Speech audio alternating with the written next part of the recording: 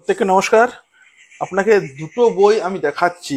এই দুটো বই যদি আপনি রাখতে পারেন তাহলে আপনার এই যে সামনে এসএসসি পরীক্ষা আসছে সেই পরীক্ষাটা আপনার বেশ সহজ হবে এবং সমস্ত প্রশ্ন আপনি এখান থেকে কমন পাবেন।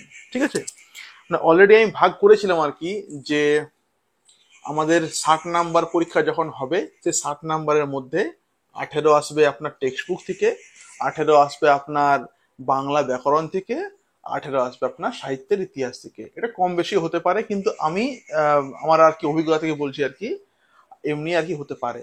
আর বাকি 6 নাম্বার আসবে আপনার অনুবাদ অনুষঙ্গ, 6, 7 এমনি আর কি হতে পারে।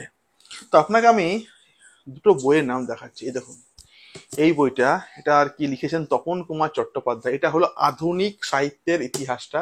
আমার যে পুরো নোটসটা আমার এখান থেকে আর কি বানানো, মানে একটা থেকেও নয়, এটা হলো এইটা শুধু আধুনিক যুগটা, এটা হলো আপনার আদি মধ্য যুগটা।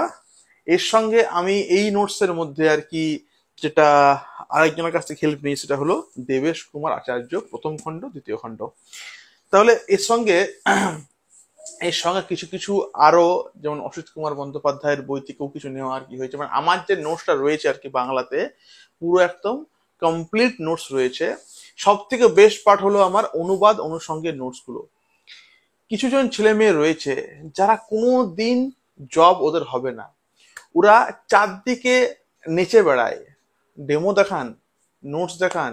আচ্ছা, আপনার নোটস পড়লে কি আমি কমন পাবো? তো অদ্ভুত প্রশ্ন। আমরা নোটস বানাই কেন? নোটস বানাবার একটা উদ্দেশ্য, ছেলে মেয়ে যাতে চাকরি পাক, শুভেচ্ছা থাকে আমাদের প্রত্যেকের সাথে। তো এই এই বিষয়গুলো ছেলে মেয়েরা কিন্তু মানে অযৌক্তিক প্রশ্ন করে মাথা খারাপ করে।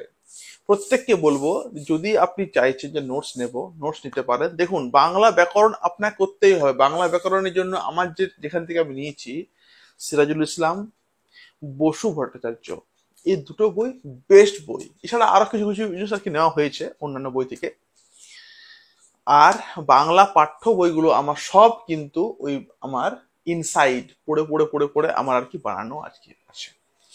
তো প্রত্যেককে বলবো যে প্রত্যেককে বলবো এটাই, যে বেশি আর সময় কিন্তু নেই, খুব কম সময় আছে।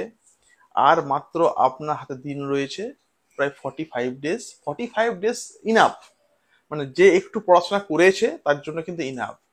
45 ডেজ আপনি ভালো করে পড়াশোনা করুন, নোটস নিতে পারেন।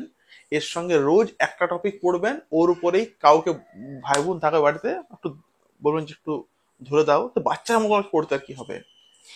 এই যদি এমনি যদি পড়তে পারেন, যেমন আমরা পড়তাম, আমাদের সেই মনে পড়েছে সেই ইয়ে সময় আর কি, মনে আসছে একটা, আমরা যখন পড়তাম আর কি স্কুল লাইফে, ঠিক তেমনি কিন্তু এখন পড়তে আর কি হবে। পড়ুন, জব কিন্তু হবে। আমি আপনাকে বলছি, জব কিন্তু হবে। যারা লেবোরিয়াস, সচেতন, তাদের কিন্তু জব কিন্তু হবে। ঠিক আছে?